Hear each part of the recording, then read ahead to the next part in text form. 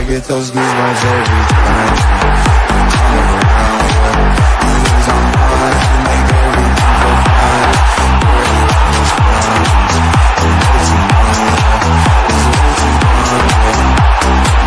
I get those goosebumps every time.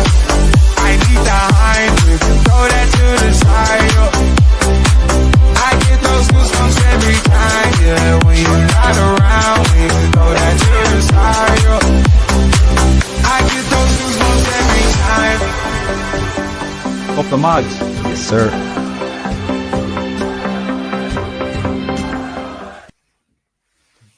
Good evening, everyone. Welcome to Loaded Mag NUFC. Back again. I tell you what, it feels like we're like on every day at the moment. We are on every day. Yeah, literally. 4 in a row. Wow. But we're back again for another show, and this is the Talking Toon show where we've been doing a few of these recently, particularly over the season. It's good to get the boys back on the panel to talk all things Newcastle United. But first, Chris, Staz, how are you on this fine Wednesday evening? This feels strange because I'm going before Daz. Normally it's all very bad, doesn't it? But no, I'm good, mate. Yeah, I'm busy day today. I'm in London at the minute. But yeah, it's been a good day. And I think it's 4 in a row now, isn't it? 4 days in a row we've done a show. So yeah, it's been. But do you know what? We haven't done a Talking Toon for a while, and I think it's great to have the lads back on. And in what is a very sad week in terms of international football, what better way to get over that than to talk about the Toon? So yeah, made up to have the lads on, and there's a couple of lads we haven't seen for a while on the show, so great to have them back on. But yeah, on a personal note, mate, I am all good. Dazlet, how are you doing? Grand, yeah, same. Working away and running around today, but all good. Looking forward to catching up with the lads as well, and just focus on Newcastle as well. Just focus on talking about Newcastle. We're not going to mention the international football. Okay, we've done enough of talking about off air. I wonder why. Agreed. No way, it doesn't matter. That's why. That's the only reason why. Yeah. If Ireland were to win, though, we could do it. There we go. We got it in the end. Okay. Now there are no England up in Ireland. Yeah. Right. How are you, Pete? Yeah, I'm all good. Looking forward to getting the boys in and getting them talking about Newcastle United. There's a few questions I think we probably need to be having a discussion about. Seeing the last couple of weeks has been a positive one. So, boys, let's get them in. Of course, let's welcome back Johnny from Newcastle Fans TV, and welcome, Johnny, and our nemesis. I was going to start booing then. I thought, no, I can't do that. That's awful. I can't do that. Try it again, Chris. Try it again. Here's Johnny. Boo.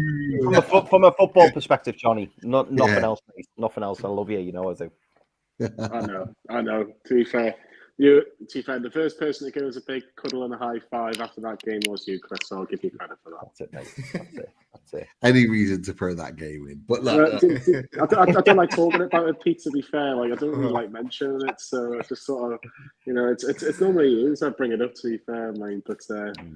We'll not bring it up now because I want to talk about Newcastle United being absolutely mint for the last 2.5 weeks. So I'm quite happy talking about that. Yeah, absolutely. Yeah, absolutely. Great to welcome back Adam P as well. Adam P, it's been a while.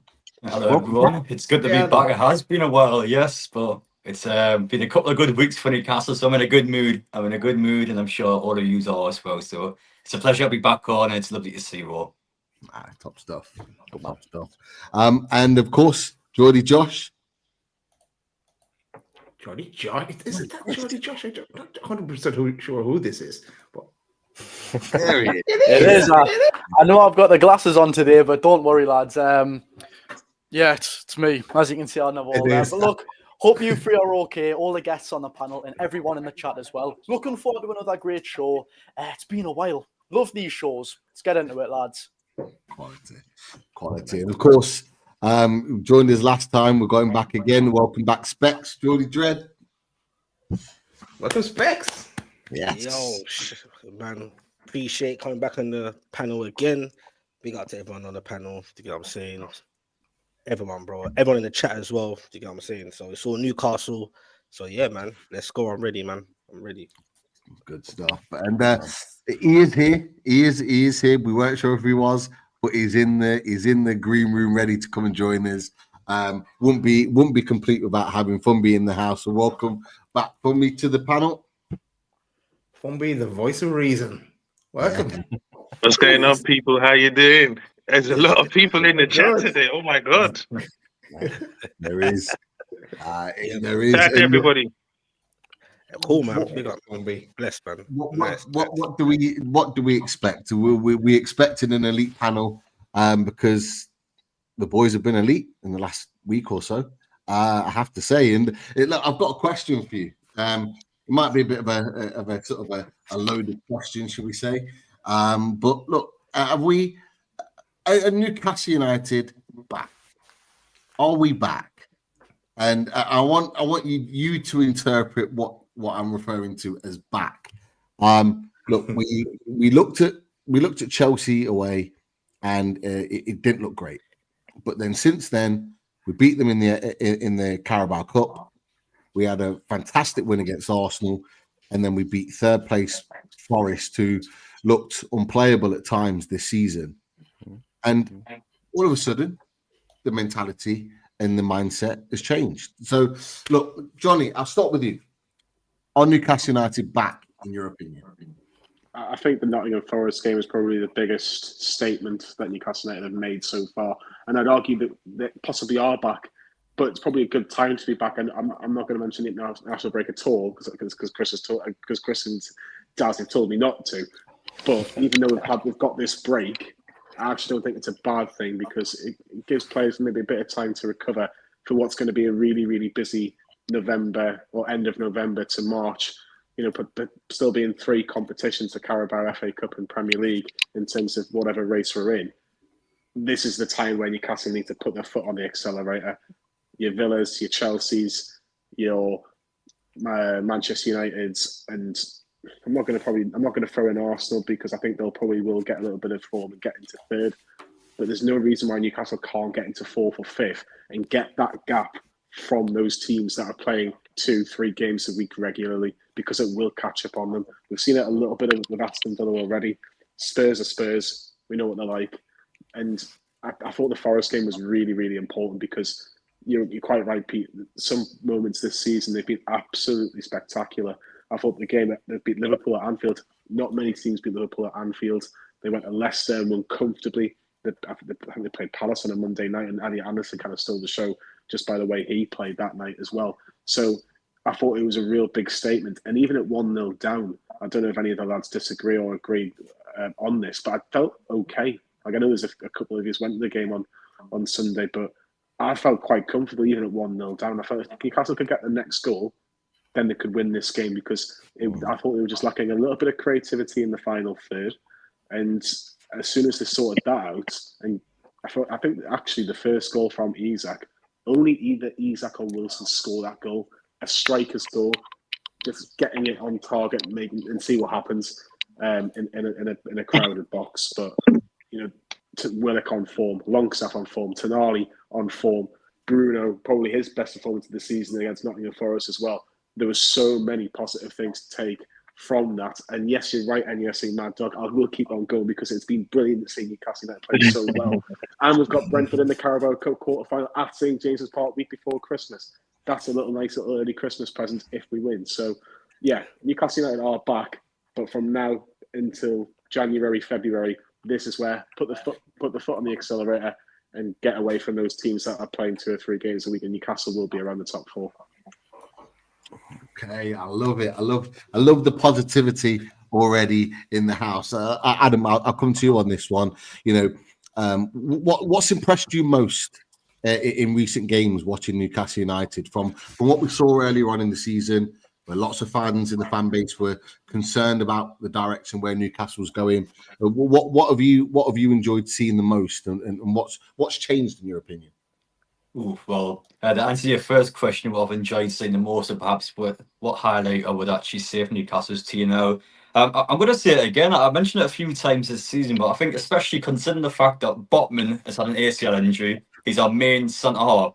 And I have to say, and I think at a defensive point of view, Newcastle still looks solid. Burns been quite good as a centre half. Alongside him, Fabian Shaw might have not started the season as well as he had last year, but I tell you what, I think Newcastle from a defensive point of view has been exceptional, especially, I'm sure I mentioned at some point in the stream, but Lewis Hall, I had to say him out of the four. Wow, I'm looking forward to seeing him. I know we're not going to mention national break, but you got to remember somebody potentially will play during that week, so I'll be intrigued to see how that goes for him. But I have to say, I think in a defensive point of view, before you can talk about Newcastle scoring goals, especially the last few weeks, I think the defensive shapes has been solid this season. We have got one of the best defenses statistically in the league. So before you look into our attacking threat, which we'll mention now, because against Nottingham Forest, I was so excited in that second half. I remember going in half time, of course, being out of the City ground. I was quite frustrated with how the game was going. Newcastle had a lot of control. I think even when we conceded, still had a lot of chances, and it was just one of them ones where it just wasn't going in the back of the net. So I was finally thinking, oh, what we're going to do in this second half. But straight away,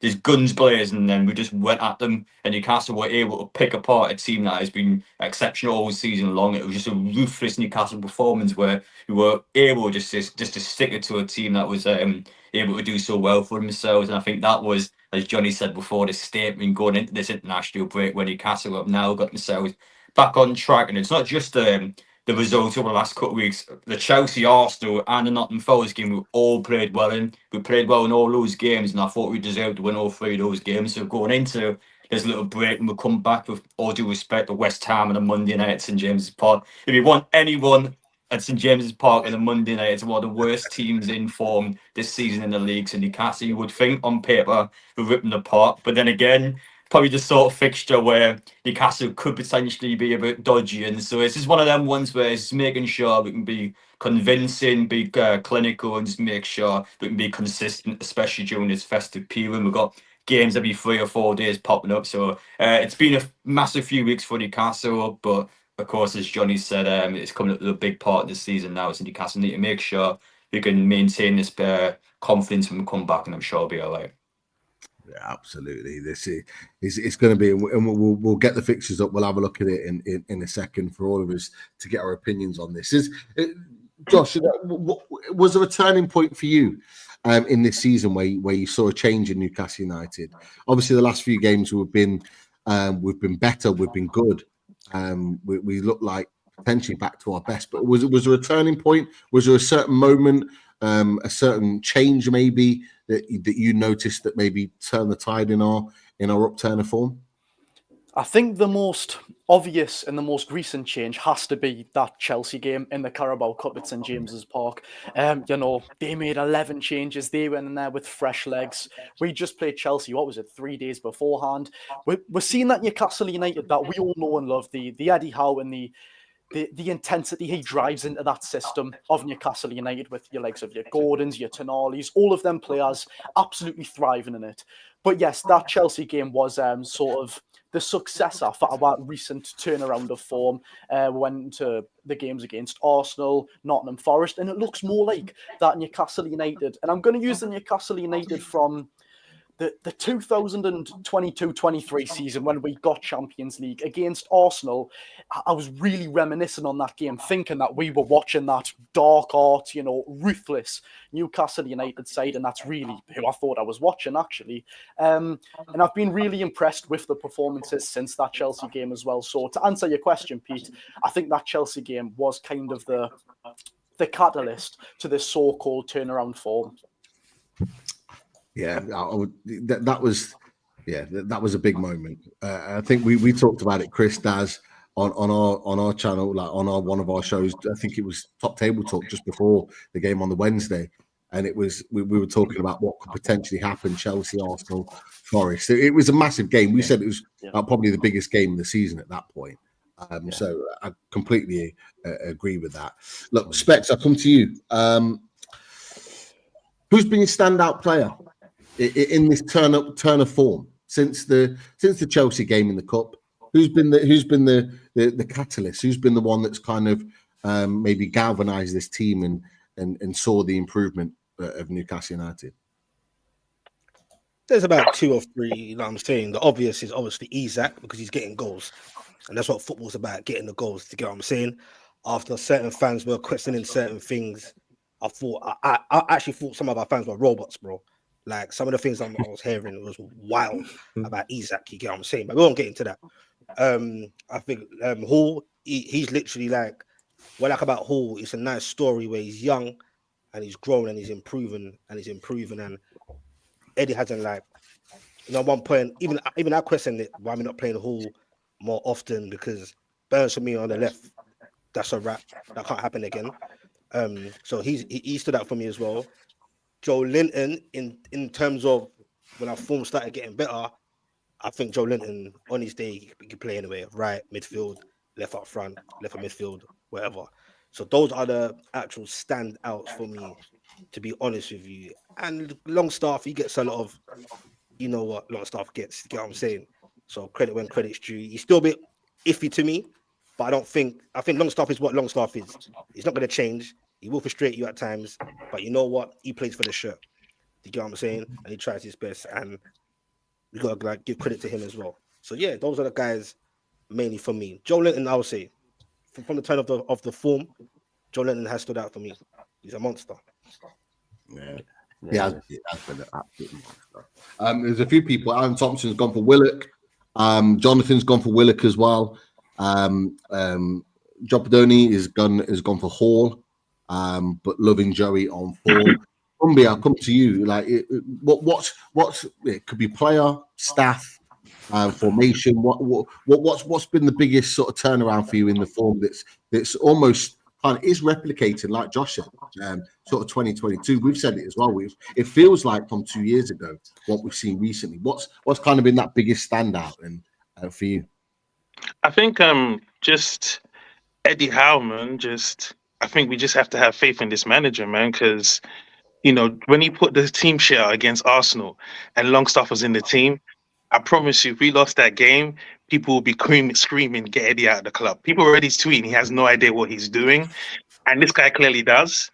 And I think it's just so amazing that people don't realize the reason our expectations are so high is because of Eddie Howe. It's because of what he's done in the last 3 years.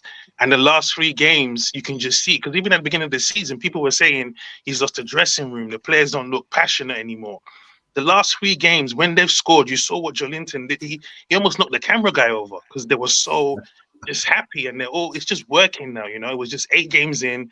Yeah, it was some teething problems here and there, but credit to Eddie, man, for making really, really big decisions, putting Joelinton on the left, bringing Willett back in the team, bringing Longstaff back in the team, putting Tonali on the bench. Like, no one in this group would think by this point in the season Tonali will be on the bench coming on for Longstaff. We just never thought that.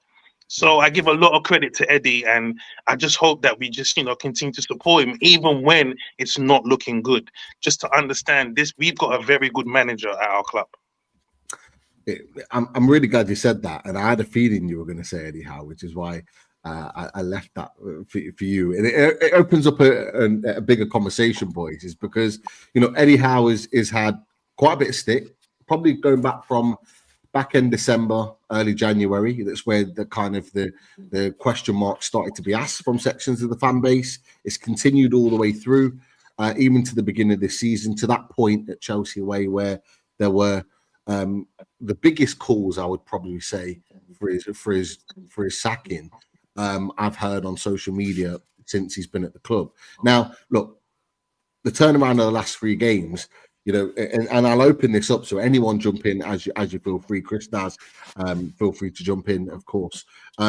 Eddie Howe, does he deserve more respect than he's getting at this current time at Newcastle United, as Newcastle United manager, or do you think the comments and the calls for his managerial post, were they justified at that point? Now, where are we at with Eddie Howe? Does he deserve the praise? Maybe I'll jump in here. First of all, I agree with what Fumbi has just said, and that's who I would have gone for. That was the turning point for us. Eddie Howe realizing that going back to basics, back to the Champions League season where we qualified, and realizing playing Willock where he's playing now, and having Joe Linton on that left wing, and Longstaff. We can't remove Longstaff from the team. Sorry, Josh. That means Tonali has to sit on the bench. I know, but yeah, Eddie Howe deserves all the credit for making the changes that has kicked us into gear now. And then back to your question, Pete. Does Eddie Howe deserve? What was it again? Does he deserve credit or deserve more credit or more respect than maybe he's been getting? Well, maybe a bit, because he did have so much credit in the bank, and he used that up last year. No fault of his own in some situations. Other situations, it was his problem, let's say. Yeah, now he has to build on it, and it's a reminder to all of us as well that we are so lucky to have Eddie Howe. We don't want him to lose him. We didn't want him to go to take the England job, and we want to stick with him with the future and see what he can build now with Paul Mitchell. But no, I think he's back now to where maybe not as high as status as what he was, because there's certain people that still want him out. I don't know why, but there's one that want him out. But no, he has to take it on to the next level now and go on that run and try and get us towards as close as he can to Champions League status next year. Do you know, for me, Pete, just to follow on from Daz there, like, first and foremost, Eddie Howe does deserve a lot of credit because he's made the bold decisions and he's turned things around. Now, for me, it's about sustaining that over a long period. I mean, it was funny, Pete, I nearly interjected before, you know, when you were talking about the results and you were saying, like, you know, where we were a few weeks ago. And, like, just imagine, and as a panel, just imagine if we'd been knocked out the Carabao Cup and then got spanked by Arsenal.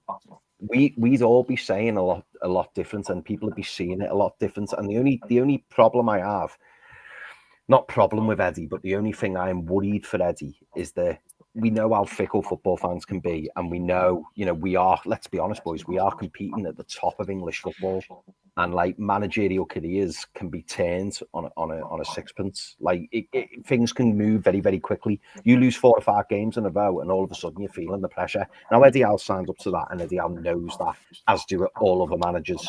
You know, it's a results business.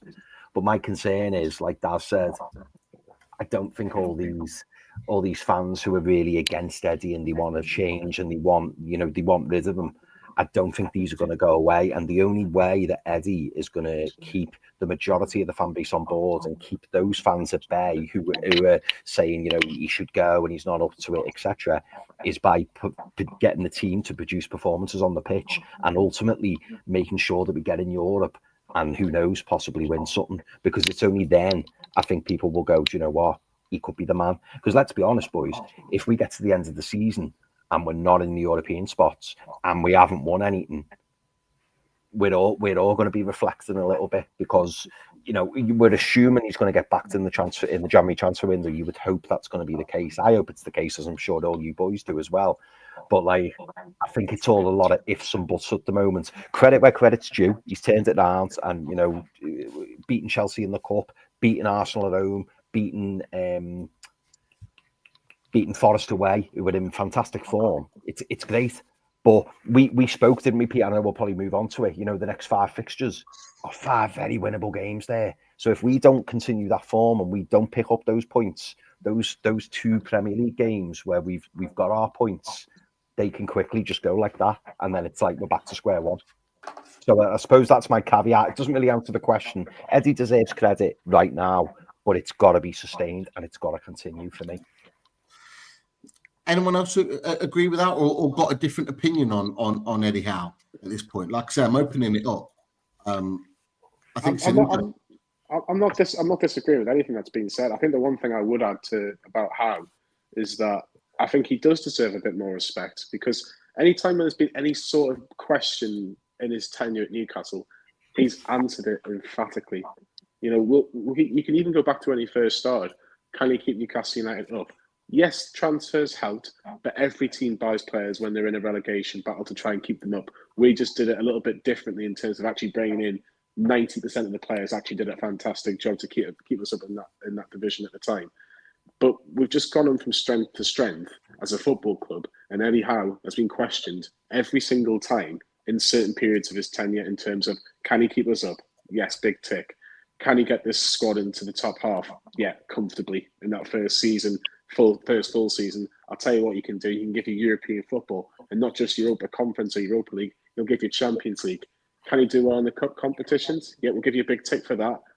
Carabao Cup final, arguably, if we just had a little bit of form going into that, and Man United didn't have a little bit of form going into it, maybe you could have had a trophy. That's the only thing that you can't put a tick next to Eddie Howe's tenure, and that's why he probably deserves a lot more respect. And I think the problem is, when you look at it in terms of on the pitch, yes, you can have not criticisms, but you can ask questions about on the pitch and in game.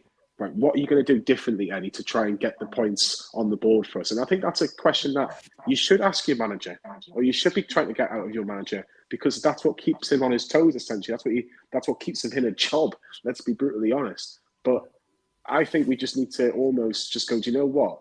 This guy knows exactly what he's doing. Okay, if it ends up being the case where he does lose so many games and he does eventually get the sack, we'll come to that. But at this moment in time, he's the best English manager that in the whole of England. You know, you'd argue that he's up there as one of the best managers in the Premier League. But it's just so strange because, like I say, a couple of games like Fulham, you know, I'm trying to think of other games where we haven't performed well. Brighton and Chelsea away in the Premier League. You go, well, maybe he's not good enough. Well, actually, he is good enough if you just give him a little bit of time to try and sort it out. And you know, like Adam said before, he's missing his best centre half. You know, Isak's been in and out a little bit, and Isak's now back on form, getting 4 and 4. Let's just remember where we are. You know, we're a point off third. You know, we've managed to keep. Is it Dor he had on the other day? Yeah. Is it? Yeah. You know, he's in the chat as well. He's not chirping. He's not chirping anymore, is he? He's not chirping anymore, is he? You know what I mean? Giving it the biggin, and then Newcastle United come to Nottingham, and it's it's a bit of a reality check for us. You know, I thought we were doing all right. I thought we were going to get another European trophy in the end, but you know, no. Eddie Howe is absolutely fine. Just let him get on with his job, and I'll tell you what. At the end of it, he might even have that Carabao Cup tick by the end of the season if you just let him get on with it. He's just letting you know, Johnny. He's still listening. He's still listening. There's still plenty of time if he wants. If we can get him a black and white shirt, you're probably the closest person to him, aren't you, Pete? Leicester and Nottingham's not too far. Get him a black and white shirt. Time to come aboard. Yeah, I can deliver that. That's for sure. But no, it's an interesting one. Look, Adam, Josh, get your opinions on this. I'm going to ask you something slightly different. Why do you think that there's a real strong section, small section, albeit, of the fan base that want him out? Why is there? What's the reason for it, in your opinion? I can jump on that if you want. Honestly, go for it. I think I don't mean to be like cheeky here or anything, but I think there's a lot of football fans in our fan base that just don't understand a lot about football. Like, in my opinion, it's Eddie Howe in every day of the week because of what he's done, where he's took us so far. Have we won anything? No, but I trust him. Look, he's one of the, not managers, best coaches in the league. I think he's one of the best managers as well. Stuff like in-game substitutions, the way he sets us up for team selections could be changed, could be altered and improved. But I honestly think it's just because he doesn't have a fancy foreign name, and he's managed Burnley and Bournemouth, and he's not won anything as of, quite high respectiveness in his career as to why some fans actually want him out. Yes, he spent quite a lot of money, but if you take a look where we were when he first came in charge, what was it? No wins in 11 games or something like that. We had to spend money to stay in that division. I think there was only 3 or 4 teams who'd stayed up in the Premier League whilst doing that exact no win to game ratio. I don't know why. I genuinely don't. I think just some people want to change because it's something new. They think Roberto Mancini can come in and win us the Premier League next season. Let's be real. It's not going to happen at all. We don't have the foundations and the the squad depth to do that right now, to compete for the league title and the Carabao Cup and the FA Cup and the Champions League. So yeah, I think it just goes down to individual beliefs, shall we say, Pete? Yeah, definitely. Are you in agreement with that, Adam? With what Josh said, or you got a different slant on it? Well, yeah, well, I think everyone here can comfortably say that Eddie Howe, we all love Eddie Howe, and we all want what's best for him. Now, I think if I was to be in, I guess, in the your scale and the kind of perhaps try and relate to people who may not be the biggest fan of Eddie Howe now, the obvious point being is that football is a results game for a manager. You've got to get results on the pitch. And to be fair, I thought Chris made a good point before, so let's put ourselves in the flip side for a second. So let's see, after the Chelsea away game, let's see what we had Chelsea at St James's Park and things didn't go out well. We went out the Carabao Cup and then with Arsenal and Nottingham Forest, and let's say we've lost one of the two games, maybe. Like, you would have a completely different mindset now. I know the obvious point now to say is that, well, Adam, we've won those games, we're still doing well for ourselves, but things can just change in a flip like that. Like, it could have been a case of 2-3 games, Newcastle weren't able to find their form, and then there would have been pressure on Eddie Howe. And I mean, so far this season, before the Chelsea game at St James's Park, I think the performances from Newcastle, with the exception of City at home, I don't think there's been any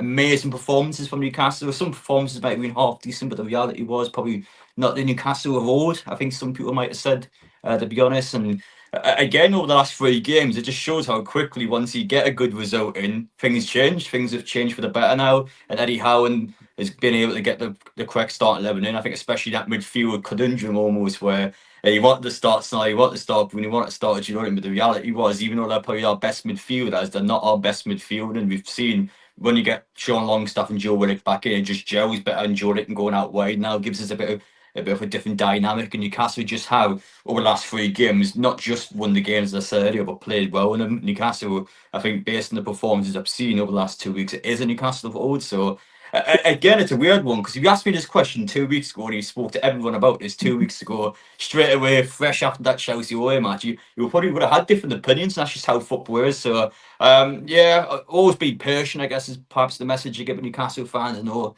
2 weeks ago things may look bleak, things may not look great, but it just shows once you get a good result and get a bit of form going, that things can just flip like that. So I will back Eddie Howe, I'm sure, and I've never been someone that's an Eddie Howe out or anyone like that, but of course some Newcastle fans are going to have opinion online, so whatever, you do you, but I'm going to do me, and I'm going to back this manager because he's done an unbelievable job in the last 3 years now, and I want to see many more years Eddie Howe.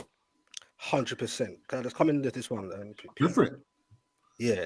So, like, obviously, we have to respect people's opinions, innit? Like, people that are saying Eddie Howe out. Sometimes you ask them why, and they can't give me an answer. So, you get me? Like, I think some people they're not thinking logically. Do you get what I'm saying? And even 2 weeks ago, when we was playing shitty at Fulham and Chelsea, still never thought in my mind to think Eddie Howe out. Questions, yes. Never Eddie Howe out. Maybe it could be an age thing, or maybe not. Do you get what I'm saying? I don't know, but brother, I'm still traumatized from Joe Kinnair days, bro. Graham Souness days, bro. Kenny Dalglish days. You get me? Got man like Clarence Acuna on the pitch and that. Like, bro, I've seen it, bro. I've seen my team get relegated twice, my brother. Horrible, bro. Big grown man, almost in tears. I'm not ashamed to say it because I wasn't used to it. You get what I'm saying? I came into this Newcastle era when we're in the Champions League. When we had Faustino at Spear and them, man, there, you get me? That's my young generation from when I started seeing Newcastle. I've seen it all. So with Eddie Howe, maybe I'm a bit biased because I'm a big advocate for British managers. I keep it real, bro. Like, I'm a big. I don't think there's enough of us, enough support. But that's another conversation. But with Eddie, bruv, I know the narrative is always sounds boring, saying, "Remember where we're coming from," etc., etc. But sometimes it's not greener on the other side. You get what I'm saying? Careful what you wish for. The guys come in, we were 19th, bro. Let's keep it 100. Also, during that, whether it's the fault of the clubs or not, the whole PSR thing, there were certain times Eddie didn't get backed. You get what I'm saying? So that's an issue in itself as well. And you call it excuses, but that's that horrid injury first season that we had. If we never had that, who's to know we'd probably be in the Europa League right now? You don't know. Or pushing for a top 4. So sometimes I think you just got to sit down, calm down, shut the F up, think logically, and just calm down, because I think some of our fans as well, like I said, it's about opinions, but some of our fans, I just think like, that's why I asked you. I think some of our fans are actually bots. The shit I read on Insta, and no, big man thing, it's not even a joke. I genuinely think there's people trolling, making up like the bots, bro. And I'm thinking, where did these fans come from? Did they just land? You get what I'm saying? Some of them aren't fans. Huh? So, some of them aren't fans. Some of them are potential rival fans and stuff as well. No, it could be not. But the maddest thing is, I think some of our genuine fans, or whether they're new fans or whatever, fans are fans, innit? It's like I just feel like they just think, yep, we're here now, let's just go. Like, just relax a bit. You can question Eddie, cool. To say Eddie Howe out, okay, and bring in who? You could bring Zidane in right now, bro. It's not going to necessarily make much of a difference, bro. Especially when you can't remember any spent. So careful what you wish for. That's just my opinion. I speak for myself. I think that's a really fair perspective. I agree with everything that everybody said around Eddie Howe. I think, you know, I've always said nobody's above criticism. No player, no staff member. It's your right to criticize, but for me, asking him to leave, like to be sacked, like it's got to be a hell of a lot worse than it is right now before we consider that. That's my opinion, and even then, I'd be unsure whether to do so. And you made a really good point, Specs, and actually it came from what what you said earlier. You've only got to look at West Ham. West Ham under David Moyes, they hated his football, hated his style of play, hated his managerial decisions on the pitch, but he brought them a European trophy. You know, there's not many teams recently that can say that, and yet they get rid of him. They get Lopetegui in. It's meant to be this new shiny new toy that's going to be this next amazing manager. And look at what's being produced right now. And I think that point that you made, Specs, is that be careful what you wish for. I think it's a really, really important one to remember. So I just want to say, yeah, when talking about Eddie, just be fair. That's what I wanted to say. Just be fair to him, innit? Like, if you look at the team we have, I think it's unfair to just think we can rock up the grounds and expect us to win. You know what I mean? We still have Murphy and Miggy coming off the bench. You know what I'm saying? So we have to be fair with the tools he's been given. He's doing extremely well. Pep is not going to keep Longstaff. Pep is not going to keep Murphy and Miggy. He's not playing with them. He's getting rid of them immediately. Eddie didn't do that, and he's not complaining about it either. When it's gotten worse, he's gone back to them. So just be fair to him.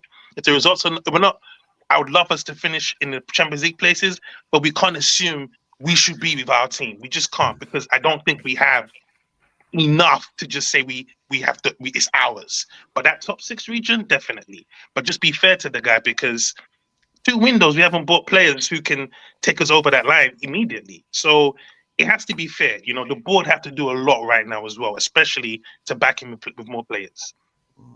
Definitely. Look, yeah, all great points with Eddie, and I'm not going to talk any longer on that. I don't think it's a conversation that needs to carry on from that point. We've all had our say, and I think we're all in total agreement with that. So let's look at the next 5 games, boys, just because this is an interesting one. We've come through some really difficult games, and we've come out with 2 wins, and we're in the quarterfinals of the Carabao Cup.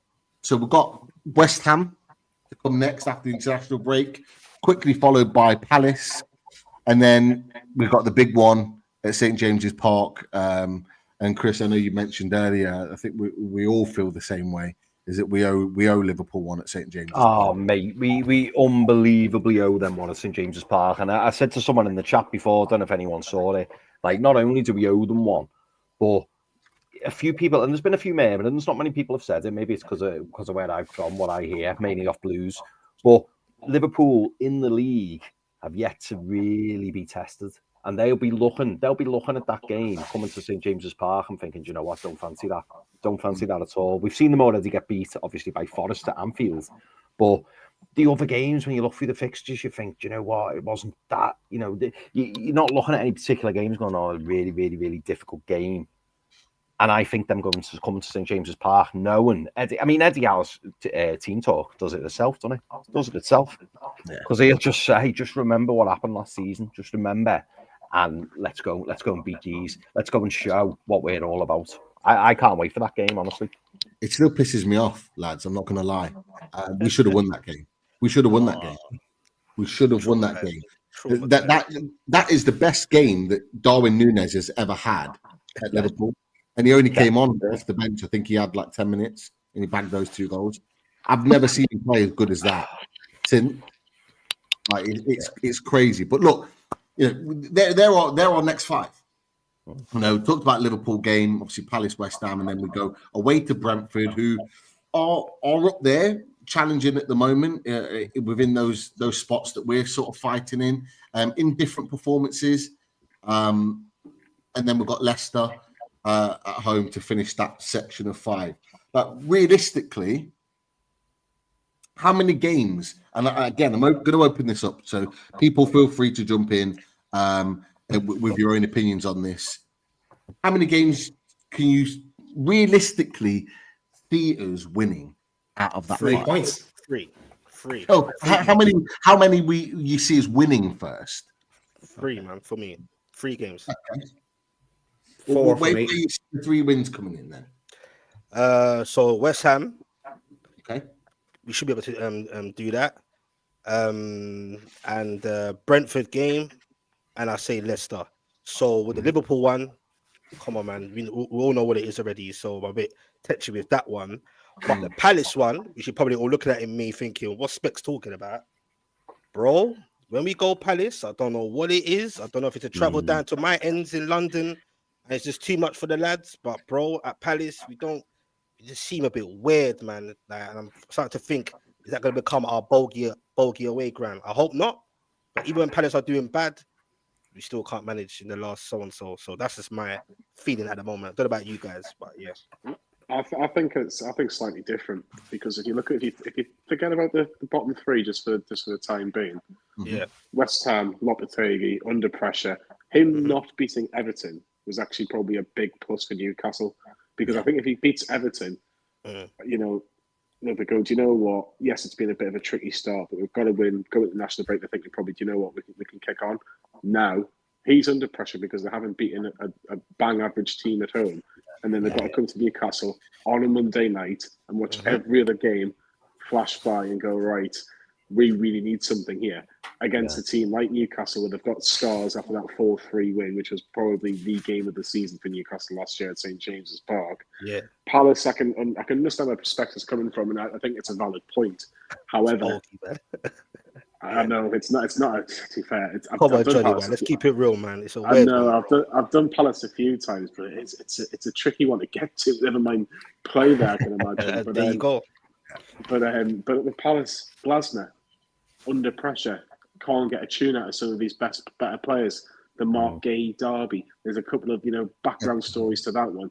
That's a possibility, or actually, it should be expected to go to Crystal Palace and win. If I'm being really honest, if we've got any ambition of being in the Champions League at the end of the season, you've got to go to places like Palace when they're not playing well and get 3 points. Liverpool, I'm on the same boat as Chris. We owe them one. I've got family members that are Liverpool fans. We owe them one big time. I'm not leaving St James's Park without 3 points.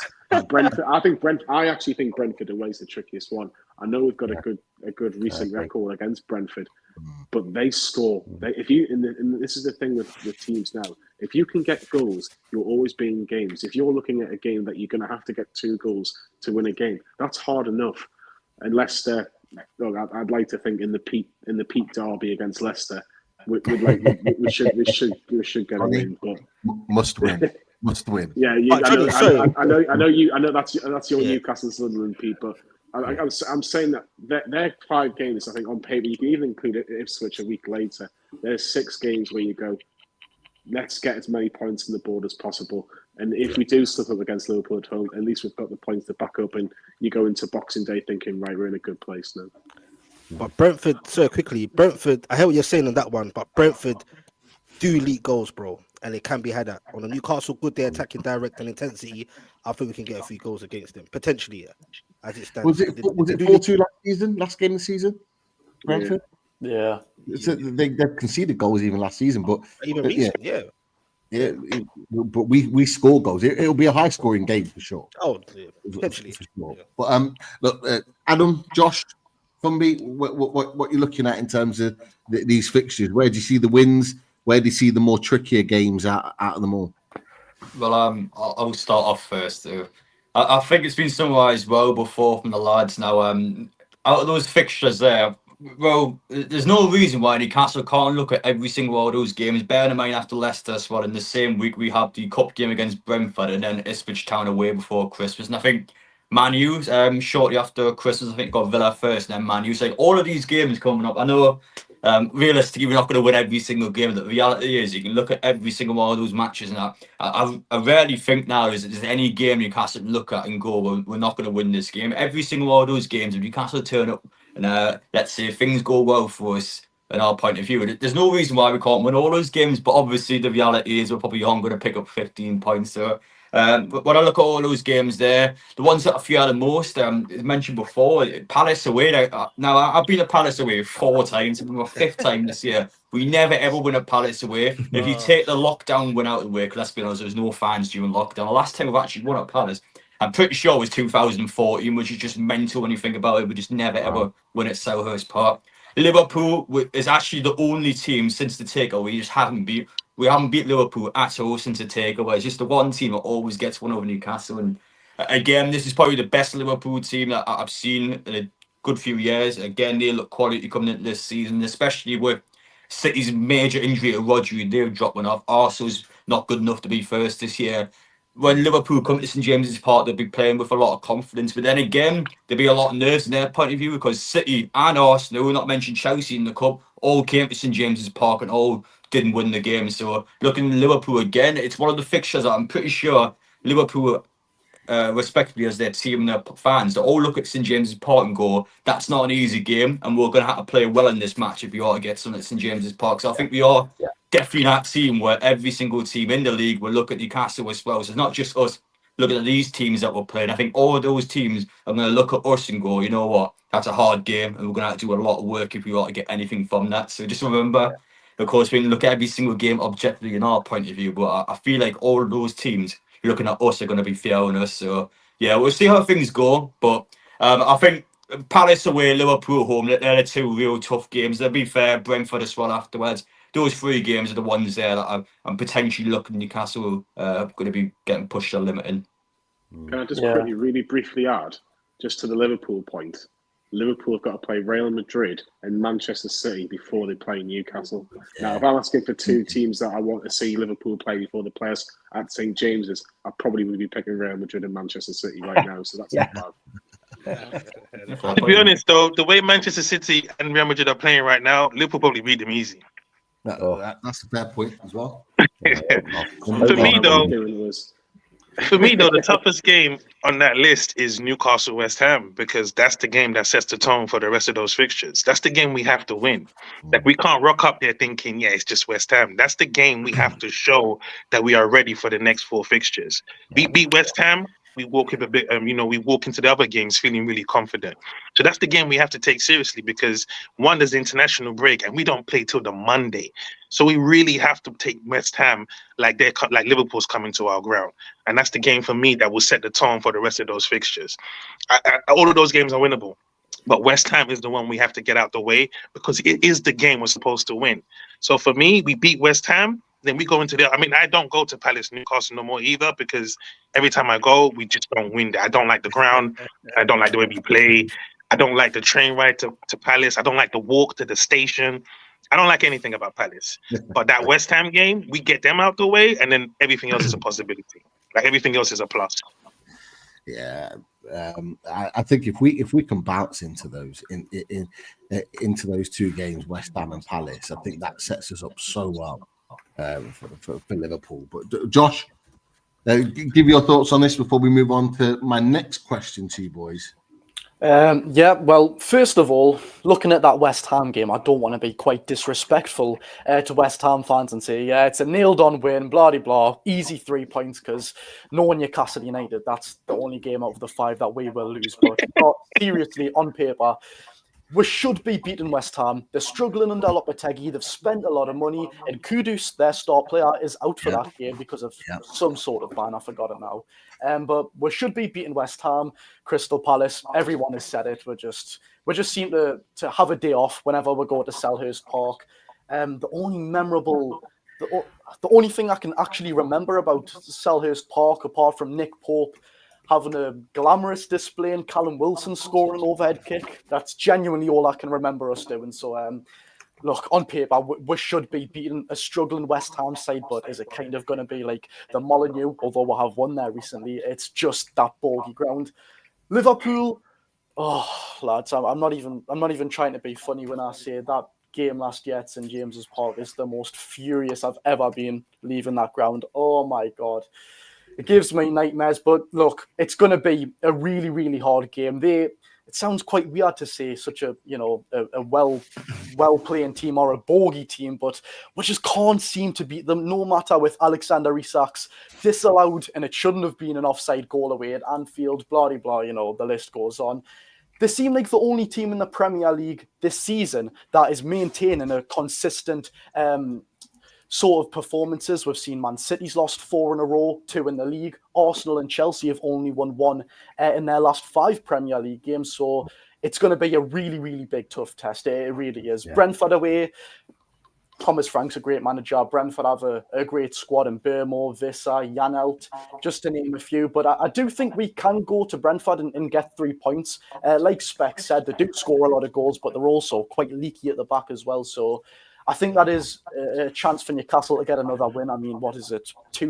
Correct me if I'm wrong, but I believe 2 seasons in a row we've won there now, 4-2, and was it 2-0 with Willock and Isak? Yeah. Right, and then Leicester at home. I think yet again, no disrespect to Leicester fans, but that should also be a 3 points there to get relegated or just stay up. So West Ham win, Leicester win. Crystal Palace should, if we put that bogey factor aside. I'll take 3 points at the G-Tech Community Stadium in Liverpool. I really don't want to jinx us, lads. I'll just say whatever happens. But I'd take a point every day of the week.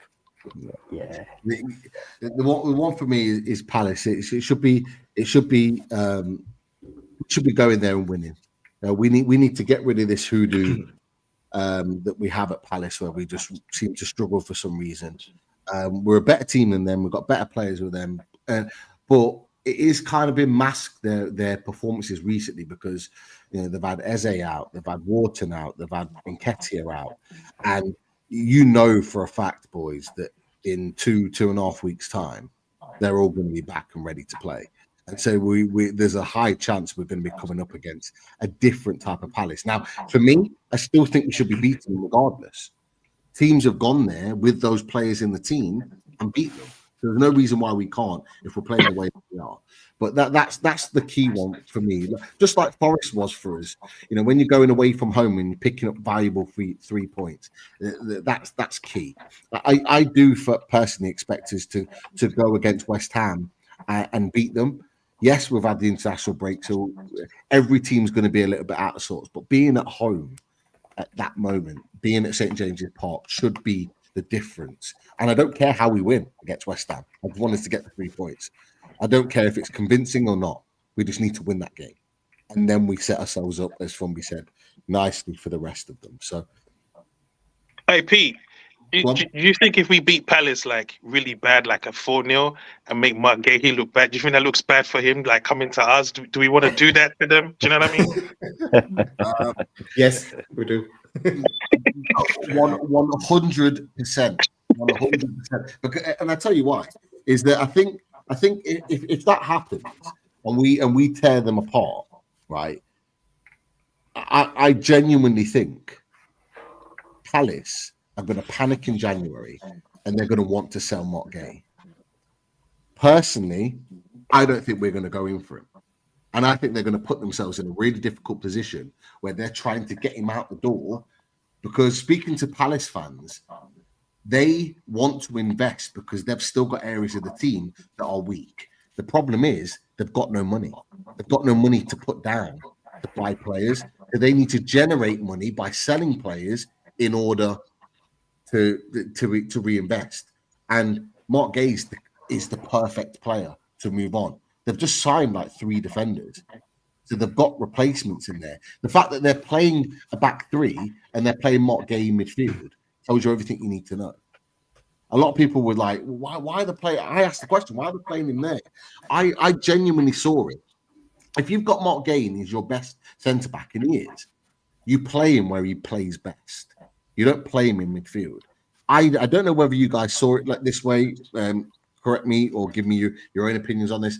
I saw it personally that them playing him in midfield is almost the start of a transitional period of transitioning him out of playing in that defence, as if to say he's not going to be there much longer. Gone. Let's go with the other players that are going to be there more long term and transition to midfield, because Trevor Chalobah can play midfield.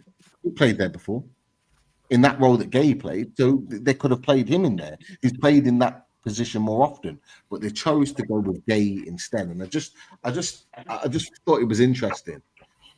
Maybe tells us a picture. And I'm not saying that's because he's coming to Newcastle, by the way. I'm just saying I wouldn't be surprised if they try and cash in on them. But what do you think, boys? I just think I don't understand why Palace just didn't sell him in the first place, whether to us or to anybody else. If it was true that Newcastle put 55, 60 million pounds on the table, and if that is the case, then why did they not just they sold Anderson for good money as well?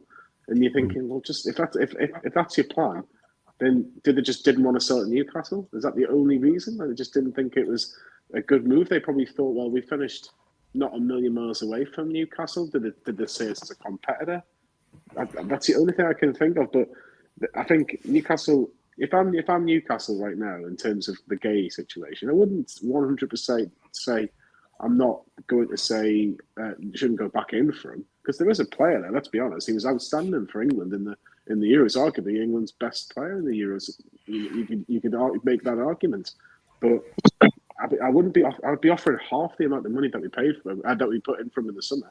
I'd be saying, look, take it or leave it. He's only got a year left before he can start talking to clubs that aren't in the Premier League. We'll give you 30 million for you now, and then you can use the other money that you may have spent in Gay in the summer on an unbelievably good right winger that we're desperately crying out for. Yeah, I just think Palace were pissing about anyway, because they probably thought some of the so-called bigger boys who were going to come in and also try and have like a bidding war for Gay. Me personally, I know it's not my personal money, but I'm glad we didn't put all that money into Gay, because I'm not rating him like that at all. And I say with chest, you get what I'm saying? I was praying we didn't get him. Yes, we needed some centre backs, but Mark Gurhey for me, nah, bro. For that money, he's pants, bro. He's wass, he's shit. For that price of money, you get what I'm saying? My personal opinion. So keep that money, go do proper scouting like Brighton do, and go find something elsewhere. Because Mark Gurhey's looking dead out this season anyway. But anyway, that's my rant over. Go ahead.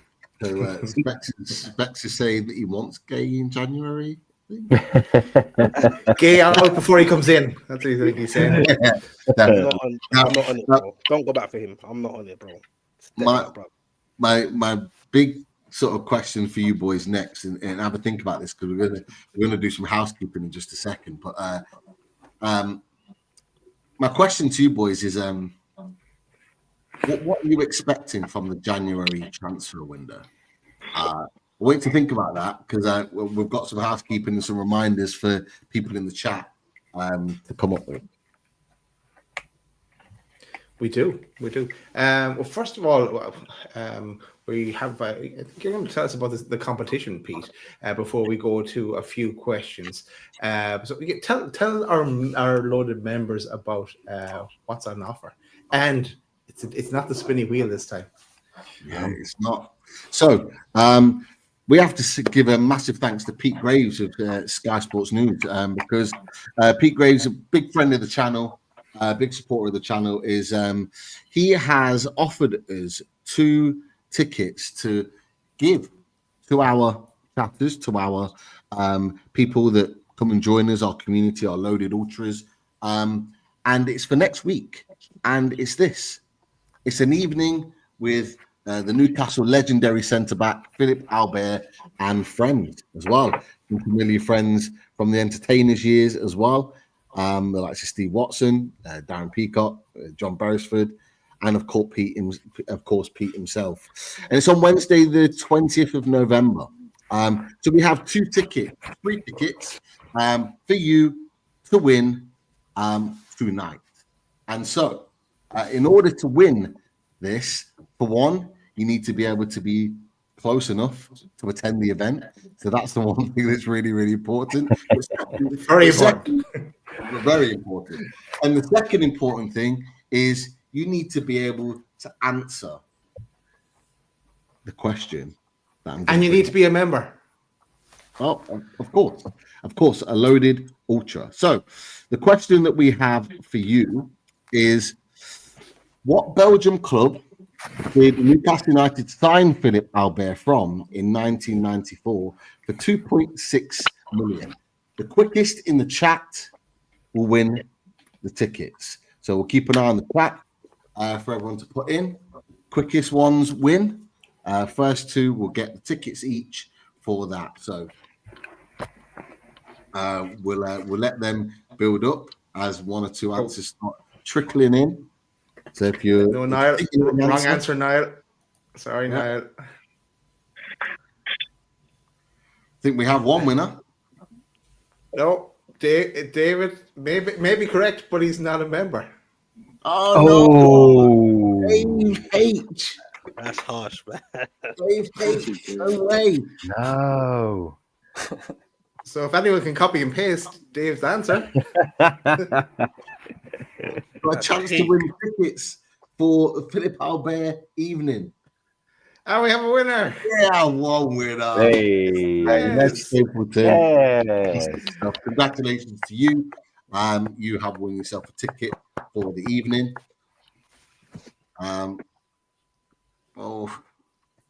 Elaine, not too far off. We'll wait for the second one to come in. But congratulations to you, Les. You are a winner of a ticket for the evening with Philippe Albert, and we'll wait for the second one to come in as we go along. But we just thought we'd give a little something back to our viewers, our members, Loaded Ultras, for supporting the channel, and big thanks to Pete Graves as well.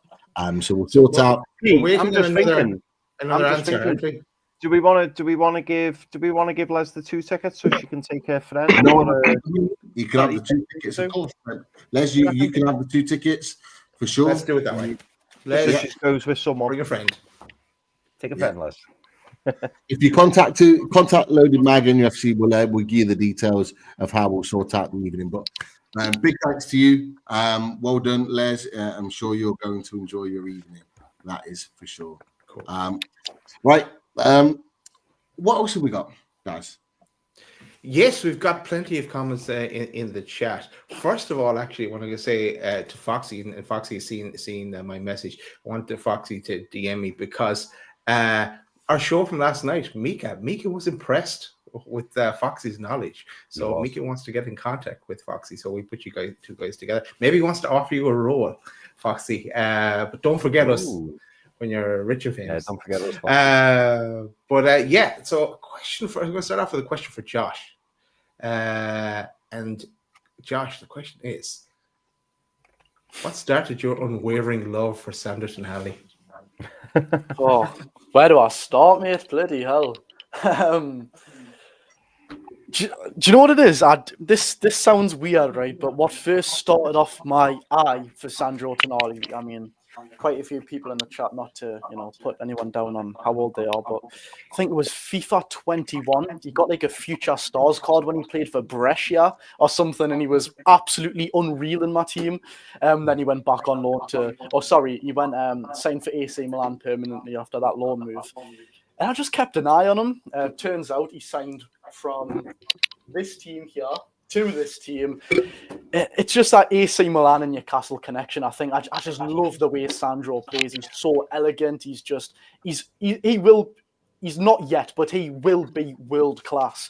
And I think he will be the first player in that Newcastle squad that just establishes himself as world class. But absolutely unbelievable player, and probably because he's Italian as well. It's my favourite country. Nice one. Interesting, good answer. Good mate. Right, and Good for mate. everyone else, apart from Josh, we want to, the Oh, question is, God. I want to hear from the group. Longstaff or Tonali, and why? Ooh. I think it's an easy question to It's a answer. mad question still. It's an easy question to answer. It is Tonali on just ability alone. Like Tonali he's comfortably a better footballer than Newcastle United. But Newcastle United probably need a Sean Longstaff more on the team at times than they do a Sandro Tonali, which is such a bizarre statement. When Sean Longstaff in the team, Newcastle United don't really lose a game of football.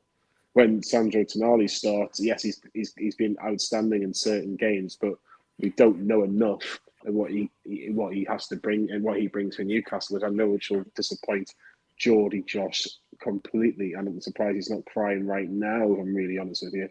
But Tonali, I thought Tonali was outstanding when he came on. You know, he had a part to play in both the second and the third goal, and he does show some outstanding, moments in games. And he was unlucky not to score against Chelsea. I thought he was clever against Arsenal when he came on, and he is getting there. He is getting there. I think we'll hopefully by the end of the season see why Newcastle paid the money they did for Tonali, because it is such a shame that he couldn't play when he was fit all season for other reasons that we're all aware of. But Sean Longstaff was absolutely outstanding against Forest as well, by the way. Ryan Yates should have been sent off for the challenge, by the way, by Anthony Taylor, who's the second most talked about referee this week. We probably all know the reasons for the other one, but Longstaff's been outstanding. And yes, he will get the credit that Tonali does, but let's just keep in mind that he's bringing something to this team, which is called energy, which is what Willock's been bringing to this team, which has been a massive, massive reason why Newcastle United have won the last 3 games in all competitions. Cheers, Johnny. Anyone else? Adam, do you like to get in on that one? Well, yeah, I think it's been described quite well.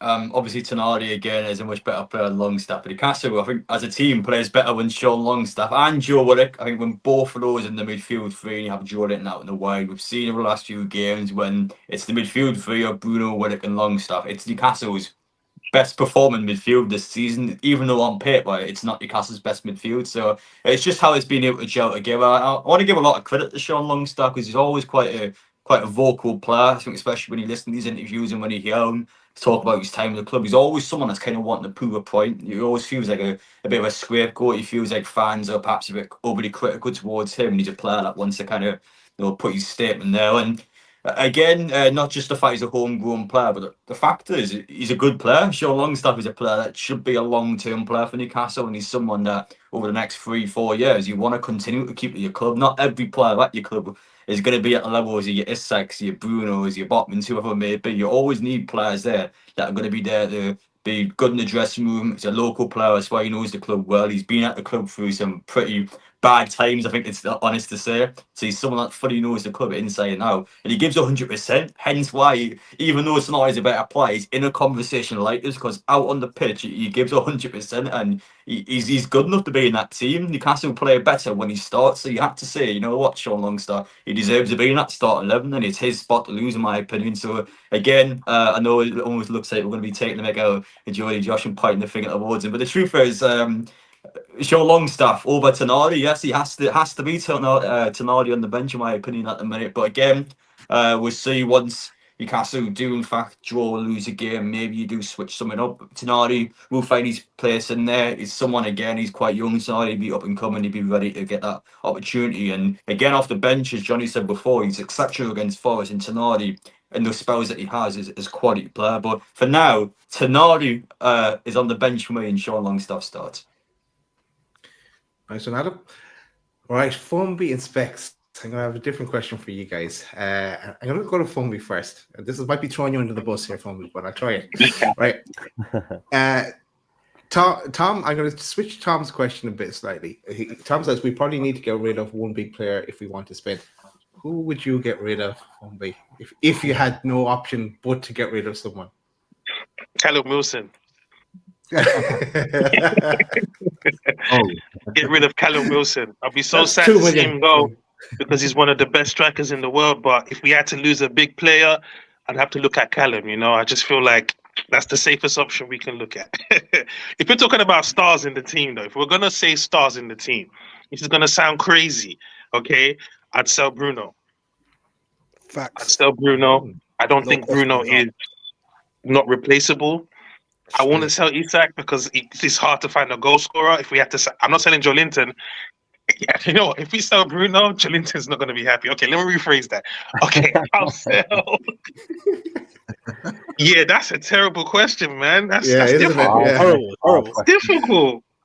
That's because you know what? I'm not selling Bruno no more because Bruno and Joelinton are in a relationship, and I need Joelinton to be happy. So I'm not selling his missus. So Isak, I'll sell Isak. Hey, I'm not. I don't know. I don't know, man. I don't know. You can't win. That's the I thing. can't win with this one. You know what? You know what? I got it. Tonali. I'll sell Tonali. No. Yeah, I'm not attached. I'm not attached to Tonali yet. I'm not attached yet. There's no reason to keep him. There's no real reason. I don't know his bromance with Sean Longstaff yet. I need to know more before I can invest in him. So if we had to sacrifice someone, it's Tonali. Leave me alone. That's my answer. I'm done. No, we're kind of out of that league, lads. Do you know what though? Do you know what? It's Josh is having really, none of it. really interesting point that from me because that's a name that never gets brought up in terms of because we've had this discussion many a time, as you'll know, in previous transfer windows, and we've gone, don't want to lose Gordon, don't want to lose Isak, don't want to lose Bruno, but Tonali's name's never come up, has he? It's never come up, and I know he's only recently signed, and he's had his difficulties, he's got through that now, and I agree with what all you lads have said. Quality player, you can see. He's going to be a huge player for Newcastle. But if someone turned round to you now and went, we'll take Tonali and you can keep Bruno, Isak, Gordon going forward, is that a solution? I don't want to lose Tonali, but if you've got to lose one, that's a really good point, that from me. What about Harvey Barnes, though? Like, are we not putting him in that group? I mean, we can say better out. He's I'll put Harvey Barnes in that group. The case, I'd sell Harvey Barnes. If he's part of that elite group we're thinking of, I'm selling Harvey Barnes. He's best Spencer Gordon, isn't he?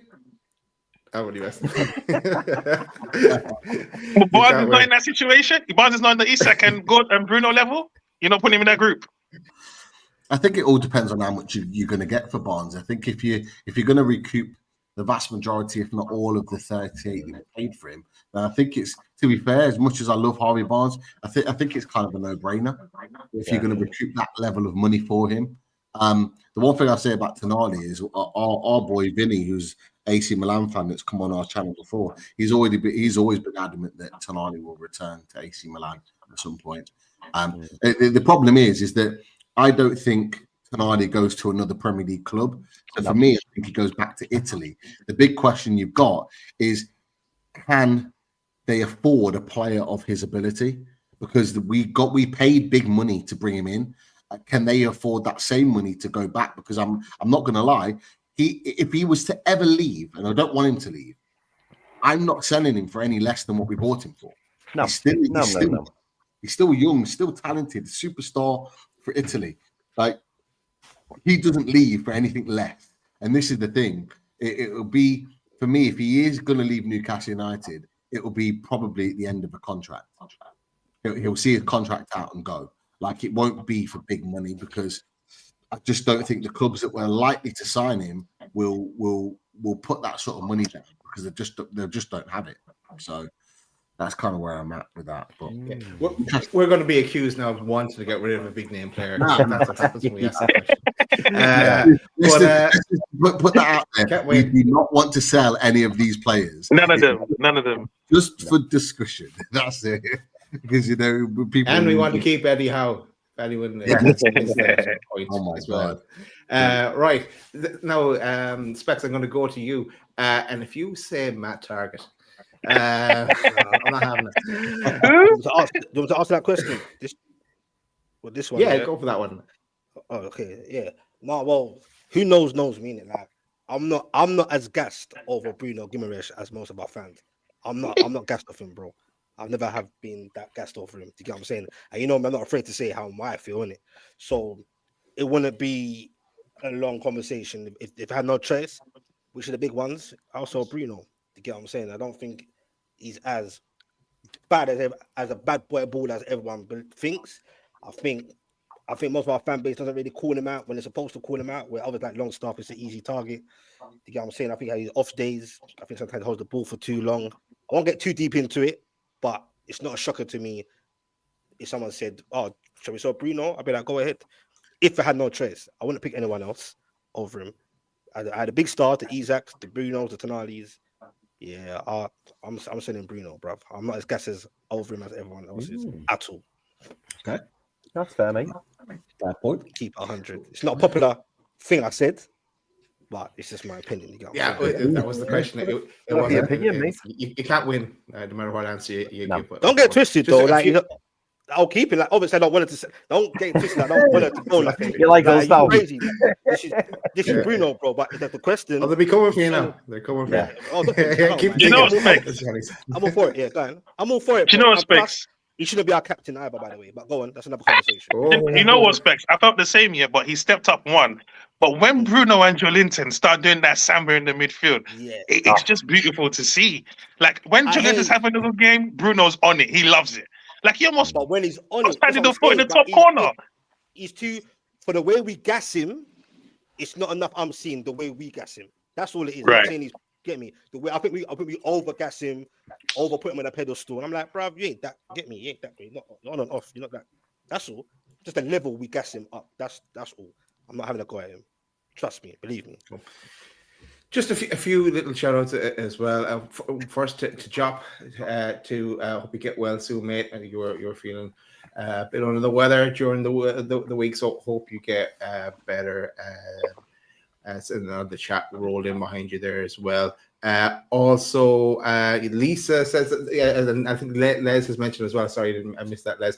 I think she wants to give the tickets to Dave H. So someone contact us, and then we can organize it after that. So either David or Les contact us, and we can arrange it after that, because we need contact details to sort that out. Then just a few comments in around Eddie Howe. Jonathan says, not agreeing with every decision. If every decision is fine, but questioning his position is ludicrous.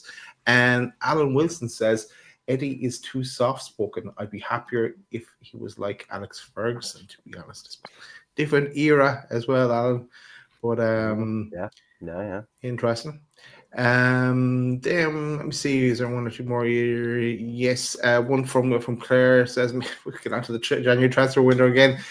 Claire says January window, no Gahey, bring in Mwembo and Jonathan David. So if you could bring in one. That can be a question. Player. That was the point that I was going to bring up, is that what are you expecting from the transfer window? I'm going to go around all of you, because I've got a feeling you're all going to have different opinions. So we'll start from Adam, Fumby, and we'll work our way right up to the top. Okay, so what are you expecting from this January window? 2 windows without a first team ready signing. What are you expecting this time around? Well, I'm expecting a better one than a summer one. I think is probably the honest thing you can say about that. I would hope that it's better than the one we had in the summer. Well, it's always tricky really, because the January transfer window, teams are going to be reluctant to sell unless it is perhaps a player like a Mark Gay, where we can potentially look into a bit more him, his current contract, the fact that Palace are rubbish. But it's going to be hard to bring players in. However, when you look at Newcastle's squad and look at where we need to improve on, I've got to say it again. I think everyone's going to mention it, this guy at some point. But Callum Wilson, how is he still not fit? I can't get over that now. Again, all it takes is an Isak suspension and injury. Let's say it was a few weeks ago when Isak had dropped off in form. He needs competition. He needs to be able to have someone behind him where he can look over his shoulder. Well, you know what? If I'm not playing well this week, this player is going to come in for me and I'll be out the squad next week. It's just so you need competition. Isak needs competition. He's done well. He's got that form again. He's come back in. But again, we've got to look at bringing a striker in. Usula's clearly not ready yet. Wilson, yes, by the time the window opens, you would like to hope he's back playing again. He's back fit. But we all know it's his case. So when he gets picks up an injury again, we just know it's going to be a nightmare. And for the sustainability in Newcastle, we've got to bring a striker in at some point. However, it's not the only area we need to sort out. For me, I still feel like we need options out wide. So far, it's obviously the last few weeks we put Joelinton on the left, Gordon's now flipped to the right. Yes, we've got Barnes on the bench, but Murphy and Miggy are 2 players I'm still not keen on. We need someone in there that's going to be better on our right-hand side that can start week in, week out. And then Joe Linton, for example, may potentially be able to play elsewhere. If not, we'll have, again, Gordon or Barnes, and then we've got the options there. But I feel like, personally, we need some attacking player to come in, because I think especially this season at times, we'll lack the threat. But Mark Gay, I'm still interested. Now, I want to ask a question of everyone in the panel. It's all right. So basically, I want to ask everyone the question now. Let's say you had an opportunity to sign Mark Gay in this window. I'm going to say between 30 to 40 million pounds. So put your hand up if you would actually go, you know what, yes, we should buy Mark Gay for that much. So I still stick by that. He's a player I would bring in for that amount of money. Again, now, you got to remember the fact that, yes, Shaw and Burnham in quality, but they're both over 30. Botman's going to come back in, yes. But again, Fabian Shaw replacement, I still feel like we probably need that replacement at some point. But I'm intrigued to see what you think. But I'm still someone that's keeping an eye on Mark Gay. I still, honestly, I hope Newcastle do get him at some point. But again, in terms of financials, we'll talk about. I know Specs is disagreeing with that, but I do honestly rate Mark Gay. I think he's a top class defender. I'm going to stick by it. Do you know what, Adam? Just to add into that, that's a really interesting question, because I think if you'd have asked most people on this panel, would you have spent 70 million on Gay when it was back in the window? All of us felt a little bit uncomfortable with that because it was getting a bit silly. But then I suppose when you put that money back and you go back down to 30, 40 million, I suppose the only caveat is, Adam, and I know that wasn't the question, if you said to me 30, 40 million on Gay and we're not bringing anybody else in, I would probably have said no. But that's what Pete was hovering over, wasn't it? Because it all depends on who else we're bringing in. For me, it has to be more than one player that we bring in January. And if we get, say, for example, a more attacking player, I would be more inclined to put my hand up there. But great question, Adam. Great stuff. Funmi, talk to us. Yeah. What are you expecting, man? It's funny because Adam mentioned Callum Wilson. If you see all the Newcastle videos that have been coming up of just players doing stuff like, the ping pong stuff and just Gordon walking around, if you go in the comments, all the comments are Callum Wilson accidentally put the toothpick in his nose. Now he's out for another 6 months. And it's just hilarious to watch because everybody's just tired of seeing Callum Wilson just working out. But in terms of the January transfer window, I'm sorry, guys. I'm just going to be real in it. I'm not expecting nothing. I think one player maybe. That's what I'm expecting. Simply because it all depends where we're at by that period. Because we have a problem. Like everyone's saying, bringing in Bueno. Okay, that's cool. But where does he play? Because if he plays on the right, who's playing on the left? If that's not Gordon or Joe Linton, where does Joe Linton go? Because the team is working now. So we have a problem in terms of which player we can bring in. So I don't know what to expect. I would like someone to replace. I'd like to sell Mickey and Trips. I'd like to see them go. I don't think we can sell Callum Wilson because who's going to buy him? So in terms of players coming in, I don't see a different set of names coming in, especially if the team is working. I just think maybe one player will come in. I don't know what position, but I don't expect us to buy a bunch of players. I really don't. Fox is put in the chat, and to be fair, it's been talked about that Miggy has been linked with River Plate. It's been well documented. That could be the case. I'll ask you, Funby, on the back of that. Could a right winger coming in be a Miggy replacement? Could it not be one in, one out in regards to that? Is it you replacing 100%. 100%. Again, depending on how the teams function, I feel for Gordon because he can do a job on the right, but his best position is on the left. He got us 10 goals and 10 assists on that left-hand side. And you can see this season, he's playing well, but he's not getting the goals and the assists he normally gets because he's not on his favorite side. So the problem is, if you bring in a right-sided player, where does Joe Linton go now? Because the way the team's working. So if I'm looking at it now, I want a player who, like you said, is not necessarily development of a good standard, I guess, but you can't necessarily bring in Breno for like 50 or 40 million because he's going to want to start. So that's my little thing. Like, do we bring in the name and change how we play? Or are we going to say, okay, we're doing well now, let's bring in the next best winger for the next 5 seasons and develop him? Yeah, that's fair. Absolutely. Johnny, how do you see it? I'm on the similar path to Funby, actually, because January, as we all know, is a very, very difficult window. Really difficult window in terms of the price more than anything else.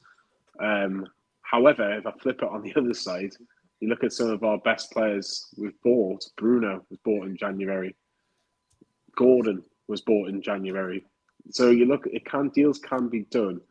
You just got to be a little bit patient. Like we've seen the Amazon documentary of Gordon, where you basically got to wait until Everton basically go, yeah, we could really do with that money, and do a 40+5 deal. I think one player max. I'd be very surprised if Newcastle go more than one player unless it's a very, very good deal. I get Adam's point with the Gay sort of thing, 30 to 40 million, and centre half was a priority in the summer. I think it still is a priority to an extent, but if you're asking me in January, if I've got an option between a right winger and a centre half, I would rather a right winger, because I think we have enough to cope for one game a week, the odd time 2 games a week, to cope with the defence we've got. We've got Lloyd Kelly, Dan Burn, Fabian Schär, Emil Kraft when fit, Jamal Lascelles when fit, Sen Botman when fit. We've got a lot of defenders that can cover for the rest of the season. Then you can obviously reevaluate at the end of the year. But in terms of a right winger, I like Mbeumo. I think he's very, very pacey. He is actually, he's still pretty young as well. Mbeumo, he's not as old as what people make out. And he probably needs a big move, if I'm honest. I think he's been at Brentford. He's kind of almost like the main man at Brentford now since Tony's left. I think he could do with a real big move to show what he's capable of. But I'll give Sam a little bit of credit to this, because he mentioned him in the summer. I don't really watch a lot of foreign football, but Takakubo from Real Sociedad, and the fact that Real Sociedad's director of football is leaving or has left. That could be. Did you hear that, Chris? That could be a chance to exploit in the market as well, and maybe do a deal there. So there is a couple of different options out there, but I would prefer a right winger over a centre half, and then we'll reevaluate in the summer. Yeah, that'd be very, very interesting. I'm interested. A couple have said maybe not too much in the window. Josh, what are your thoughts? I'm going to be honest, mate. I don't expect much at all. That's not because it's got anything to do with Newcastle needing players. It's more specifically because it is the January transfer window. Like Johnny said, we did buy Gordon, we did buy Bruno, even Matthew Target, for example, in the January transfer window. It is hard to do business. For example, Brian Mbeumo was chucked about, an absolutely class right winger. Like Johnny said again, although his hair may deceive some people. Pardon? Stop it, Josh. Stop it. I'm blushing. Although his hair may deceive some people, he is only 24 years old and he's just about both footed. His dribbling's great, his finishing's clinical. I would love to see him at the club. But the problem is, it is the January transfer window. Whether Brentford want to ambitiously go for Europe, losing a player like Mbeumo absolutely cancels out all possible chance of that happening. But I think if we were going to go for someone, it probably would be Mark Gahey, but it must be on a cut price deal. That £70 million price tag, it's got to be just about half, lads, £35 million. Not because of his shaky performances this season. It's because, it's near enough time where he can freely speak to clubs to join on a free transfer. But now I look at it, and I know it was said before, centre-back really isn't our priority. Dan Burns excelling at left centre-back, Fabian Schär, although he's not exactly been, phenomenal this season, he certainly can do a job, is the Fabian Schär we all know and love. We've got Lloyd Kelly there, even Emil Kraft, who's solid when he needs to come in, although he has broken his collarbone very recently. So we don't actually need a centre-back. It would be a right winger. For me, ideally, if we were to buy anyone, fingers crossed that is Brian Mbeumo, but yet again, do Brentford really want to lose I would say they're their best and most vital player in that January transfer window. Go on there, Specs. What you expecting? Are you the same? I'm surprised there's so many that are not expecting too much to be done in January. Are you the same? Unfortunately, call me boring, but I'm kind of on the same wavelength as the rest. But in a sense of, I believe we will buy a player, especially after on the last day of the transfer window, you tried to splash 50 mil on my man Alanga. So fans ain't stupid. Want to know where that piece is. If you don't buy no one, where's that money? So I think we will buy a player, and I also think we'll get a loan in.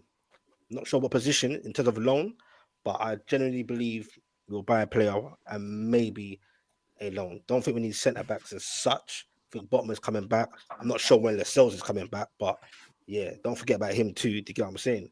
But yeah, I think we'll just. I think we should. I expect at least to buy one player. You get what I'm saying? And we've got Osula, but I think we also need a striker, a bit more experience. It's a long season, man. Like, so we got to look at that as well, in my opinion. Don't sleep on thinking that Osula's there and it's a long season. You know, it's one game a week. Players are gonna get injured. You know how our club is, and I think we still should look at the striker situation. Even if that's alone, my personal opinion. Daz, Chris, are you on the gravy train with the rest of the boys? Are you still positive you think your players are going to come in? We've got all these fully loaded transfer shows to do. Never mind these boring bastards. We're bringing in 2 players in this January window. And the first of them is this man. Well, you know, maybe I'll frame this a bit. Johnny is right. I think it was either Johnny. Someone said it that with the way we're set up now, I'd like to keep it that way, and even keeping Gordon on the right and Joe Linton on the left.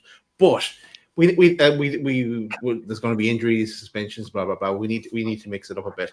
This man is coming back from injury, and he's training with Callum Wilson. I would like us to bring in Rooney, and another wonder kid, and we'll be on the move in the summer. Maybe I know he's not fully right back from injury yet, but take a gamble on him and bring him in and let him integrate with the squad, and then kind of roll him out towards the end of the season and into next season. That'd be what I'd like to see, something like that. And then maybe a loan, as Spec said, or something like that, because it is a difficult window to train by. But we have to keep the hope, though. We've been waiting for so long for a big money signing, so let's see how it goes. I think Bueno is going to be cost too much, though. He's a class player, but I think I'd rather Paul Mitchell dipped into the European market and bring in a few gems. Same. Chris? So I'm going to go head and heart here. So me head say we need two, in my opinion. One of them has to be a right winger. The other one, it could be open to, you know, people's opinions, whether it's a striker, whether it's a centre back.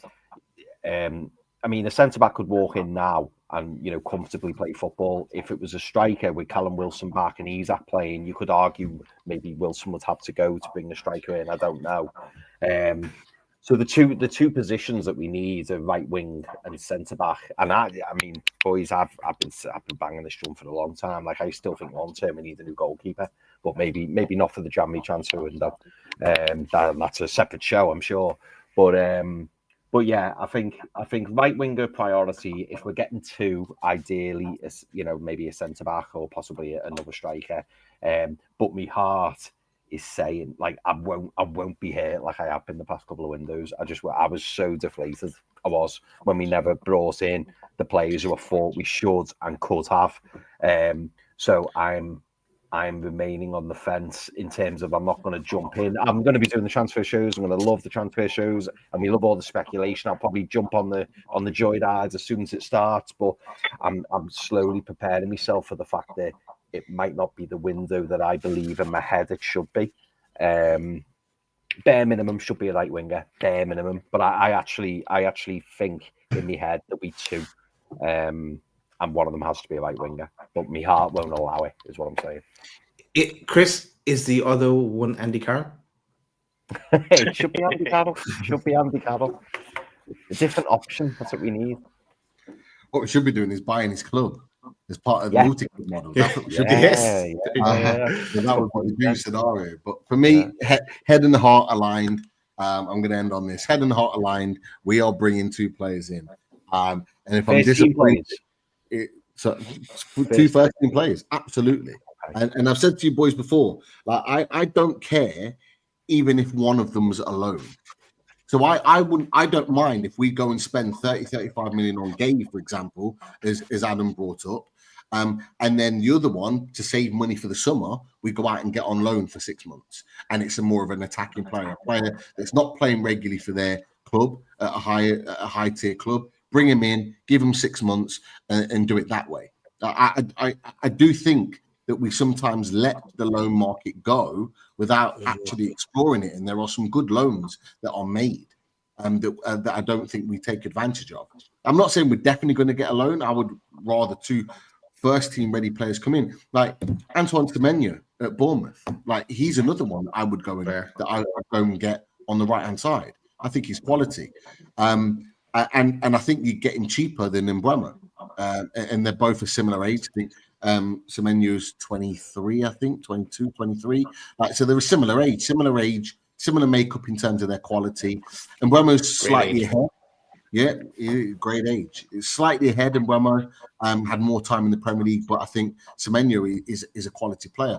However, I do sit with where Daz is that I do think Paul Mitchell will scout the European market. And I think he'd be right to, because we're talking about money being spent. We can already see that there's better value in Europe than there is in England. And English teams will charge you a hell of a lot more money for the same caliber of player. So I think, look, I expect these boys are already having these conversations. There's been rumors and pieces wrote by good journalists that are saying these discussions are happening. I refuse to believe that Newcastle United could admit they've made mistakes in the last 2 windows and then not rectify it in January.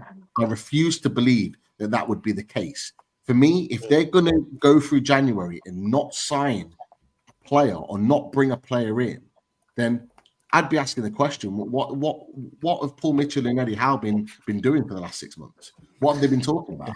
Because, like, this is, you should be able to strengthen your team every window. Whether it's bringing just even one player in, you should be continually strengthening your team. There's a reason why we discussed it the last time we're on. Johnny Spetch, you were on with us. We were saying this, is that we didn't invest in the summer, which is part of the reason why we started the season standing still, because we didn't have that fresh impetus coming in and making an instant impact. We need that in the second half of the season. So if we go on the run in those fixtures that we've just talked about, potentially getting points, and then on into January, and we're in a race, and we didn't even come to the question. We haven't got time to discuss it, but we're 1 point off a potential Champions League place. If we're putting in a great run that puts us in and around that conversation, maybe not necessarily in 4th or 5th, but in and around that conversation by January, for me, it becomes an expectation that we go and improve, because we've got a chance to really kick on in the second half of the season, and we need players coming in. So for me, I refuse to believe that we are not going to invest this team, and I think it would be another mistake by the club if we didn't. So for me, 2 players, 2 first team ready players, in my opinion. Yes, Pete. Yes, Pete. Josh, would this lad be one of them? I thought you were going to bring that picture up before that. That's why I was smiling, and then you said Rooney. I was convinced. He's a left winger. You take him, yeah? Certainly does. Most certainly. Got his top just down there. We can find a home, another home for Joe Linton. Another home for Joe Linton and Gordon. And Gordon, Gordon. And Harvey Barnes. Yeah. I'm not going to lie. I think if Kvaratskhelia comes in, I think Barnes would be playing for another club. And Miggy and Murphy probably to be able to. Well, sell Gordon to Liverpool for Cavers. I'd sell him to Liverpool. Yeah, if they can afford him. If they can afford him. But look, another question for another time. Hopefully, we're talking about Champions League potential in the next conversation. But it'd be great to have you back, boys. Possibly next month to discuss this, and we'll have played those 5 games by then, so we'll be able to kind of review how that's gone on. But look, boys, massive thanks for coming and joining us tonight. It's been an absolute pleasure. Make sure you go and subscribe to Specs Jordy Dread TV and get on his watch-alongs. Great content as always. Geordie Josh, make sure you are following him on Twitter, on Instagram, and of course on TikTok, where you are absolutely flying. Great videos. Keep up the great work, mate. Make sure you all go and subscribe, and make sure you go and follow. Of course, Johnny, Newcastle Fans TV, the rivals, arch nemesis, but great guy. Absolute pleasure to have you on, mate. And make sure you go and subscribe to Newcastle Fans TV. Superb content as ever. And of course, Adam P. Make sure, if you haven't already, you're plus 50,000 subs now. Yes, mate. Thank you. Fantastic work, mate. Keep up the great work. Brilliant. Make sure everyone goes and subscribes to them. And of course, my man Fumbi, who you can catch on Loaded Mag NUFC, as always. Go and follow him on Twitter. His handle is on our tweets. We'll put it out again. And it's been great chat, lads. Really appreciate you taking the time to come and join us. I Pete, quickly on Adam. Don't think And I all the forgot, bro. lads. All the lads. There we go. Go on, Spec, sorry. Oh, sorry. No, I'll just sorry, say that's a delay on my side. So, it's cool. Cool. No, I was saying big up to Adam P. Don't think I forgot, bro. I know you remember before I was doing this YouTube thing when you hooked me up with that, you know what, bro, that West Ham game. So big up to you. I ain't forgot about that, bro. Just remember that, yeah. I ain't forgot about That's that. all right. No worries, mate. But it's just nice to speak to you as always. It's always nice to come on Loaded Mag. So appreciate being a guest today. It's nice to see you all. Yeah. Shout out to everyone and the chats as well. Big up. Definitely. Make sure you click that like, and make sure if you're new to the channel, you subscribe in as well. And Talking Toon is out. I think that's on the play. See you later. I